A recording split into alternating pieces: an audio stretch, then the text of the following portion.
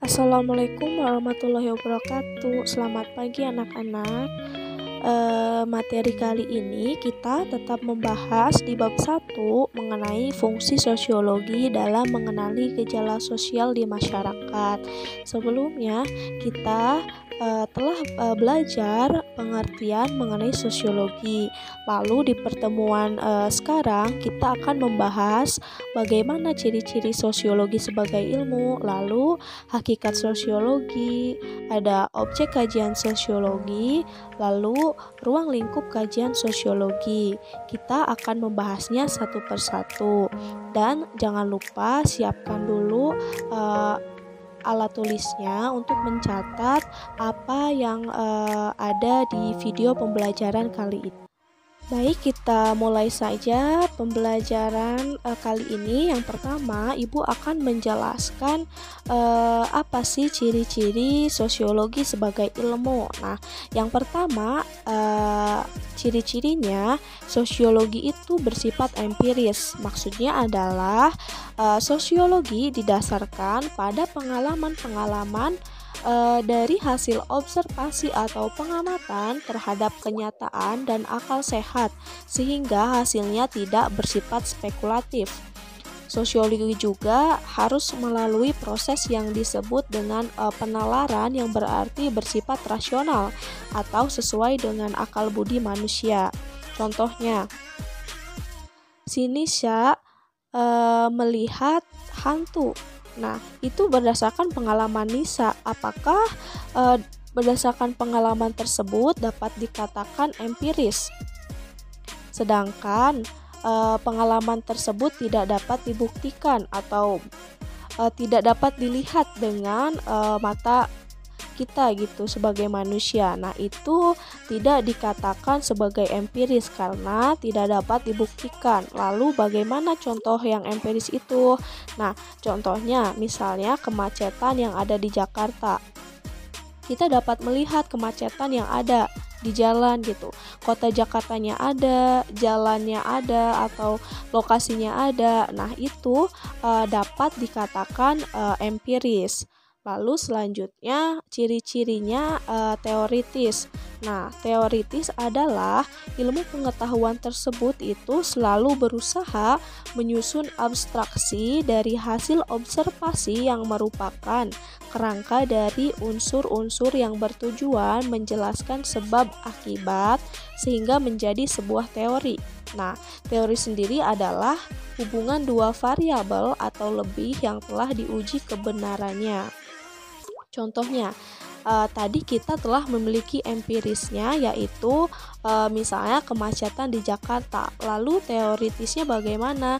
Nah, teorinya apa sih yang menyebabkan kemacetan tersebut gitu? Penyebabnya apa dari kemacetan tersebut? Nah, berdasarkan hasil observasi ditemukan bahwa banyaknya kendaraan pribadi yang menyebabkan kemacetan tersebut. Ini hasil dari teoritis.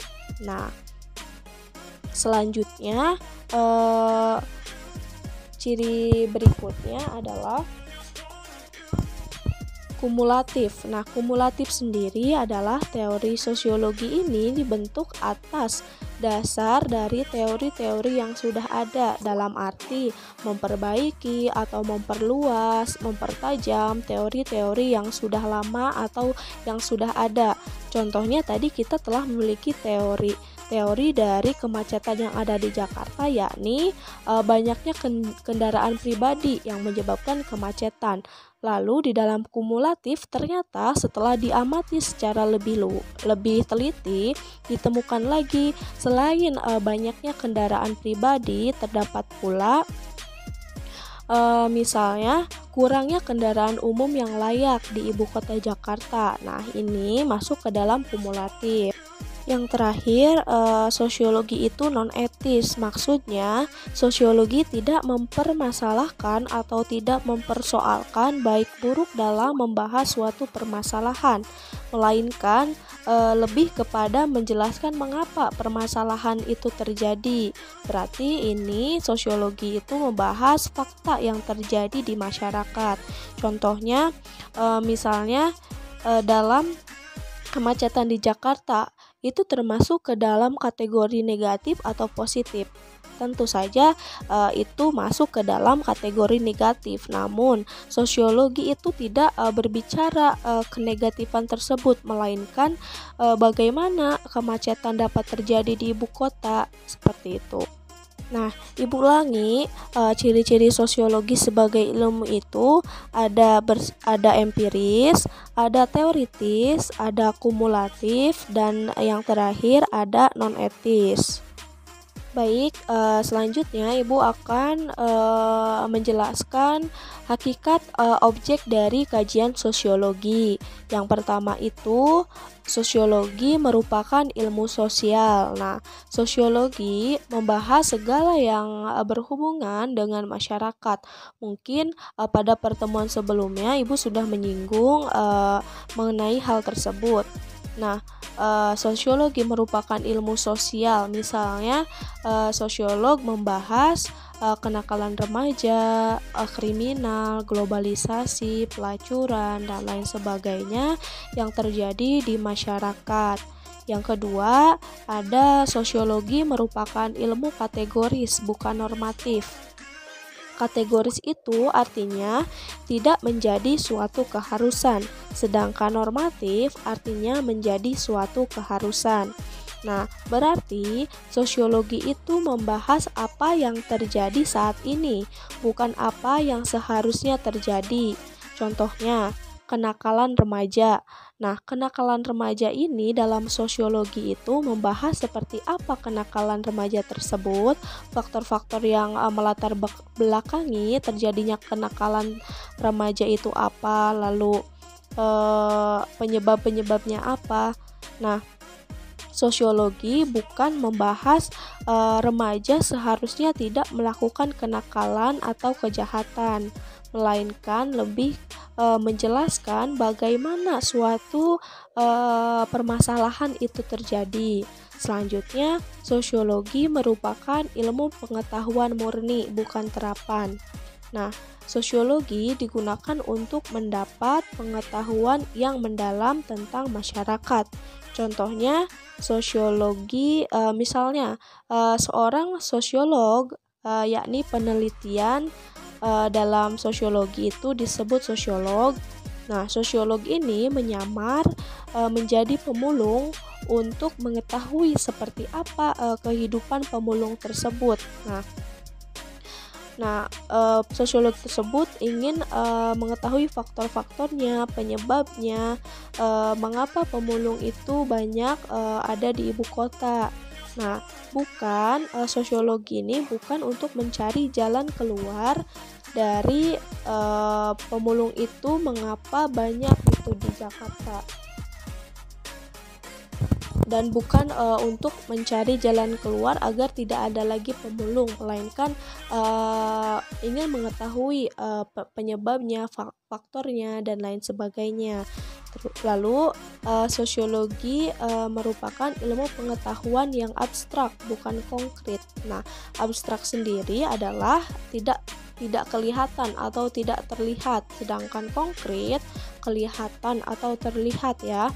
Lalu, apa sih maksudnya? Nah, sosiologi mempelajari peristiwa yang terjadi di masyarakat namun wujudnya itu abstrak atau tidak terlihat. Contohnya, seorang sosiolog ingin meneliti atau observasi mengenai penipuan online.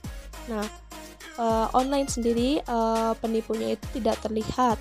Namun, sosiolog mampu meneliti misalnya faktor-faktornya atau penyebabnya dari penipuan tersebut. Meskipun dalam kehidupan nyata penipu itu ada ya, namun dalam sosiologi ini dapat dilakukan. Nah, selanjutnya sosiologi bertujuan untuk mendapatkan pola-pola umum. Misalnya pola yang terjadi di masyarakat, contohnya pola interaksi, pola hubungan, dan lain sebagainya. Yang berikutnya, sosiologi merupakan ilmu empiris dan rasional. Tadi kita sudah singgung di materi tentang ciri-ciri sosiologi sebagai ilmu. Mengenai empiris berarti didasarkan atas observasi dan diterima oleh akal sehat. Nah, selanjutnya kita beralih ke pembahasan objek kajian sosiologi. Nah, anak-anak, objek kajian sosiologi itu dibagi menjadi dua. Yang pertama ada objek formal, lalu yang kedua ada objek material. Objek formal adalah proses yang dialami manusia sebagai makhluk sosial. Di dalam objek formal juga dipelajari bagaimana hubungan antara manusia secara individu, antara individu dengan individu, antara individu dengan kelompok, antara kelompok dengan kelompok yang ada di masyarakat. Lalu ada objek material. Nah, objek material sendiri adalah objek yang mempelajari kehidupan atau yang mempengaruhi kehidupan sosial. Nah, objek material sendiri dalam sosiologi dapat berupa benda atau gagasan yang mempengaruhi kehidupan dan interaksi sosial. Contohnya sendiri itu bisa berupa ide, gagasan, kebiasaan, nilai atau norma atau budaya dan lain sebagainya. Lalu selanjutnya Ibu akan membahas ruang lingkup sosiologi. Nah, ruang lingkup sosiologi sendiri yang pertama itu sosiologi mempelajari hubungan antara individu dengan individu, mempelajari antara hubungan individu dengan kelompok, mempelajari antara hubungan kelompok dengan kelompok. Mungkin ibu sudah membahas di pertemuan sebelumnya. Nah, di pertemuan kali ini mungkin materi yang Ibu sampaikan hanya ciri-ciri sosiologi sebagai ilmu, lalu ada hakikat sosiologi, ada objek kajian sosiologi, dan ruang lingkup kajian sosiologi. Nah, mungkin Ibu akan merangkum atau mengulas kembali tadi apa yang sudah Ibu sampaikan. Yang pertama itu ciri-ciri sosiologi sebagai ilmu itu ada sosiologi bersifat empiris, sosiologi bersifat teoritis, lalu sosiologi itu kumulatif, dan sosiologi itu non-etis. Nah, sedangkan hakikat dari sosiologi ada sosiologi merupakan ilmu sosial, sosiologi merupakan ilmu kategoris bukan normatif, lalu sosiologi merupakan ilmu pengetahuan murni bukan terapan. Lalu sosiologi ilmu pengetahuan yang abstrak bukan konkret. Ada sosiologi bertujuan untuk mendapatkan pola-pola umum. Yang terakhir, sosiologi merupakan ilmu empiris dan rasional. Baiklah, kita sudah berada di penghujung dari pertemuan kali ini. Kita akan lanjutkan mengenai materi sosiologi berikutnya di pertemuan berikutnya. Tetap semangat dalam belajar, lalu jaga protokol kesehatan. Selamat siang semuanya.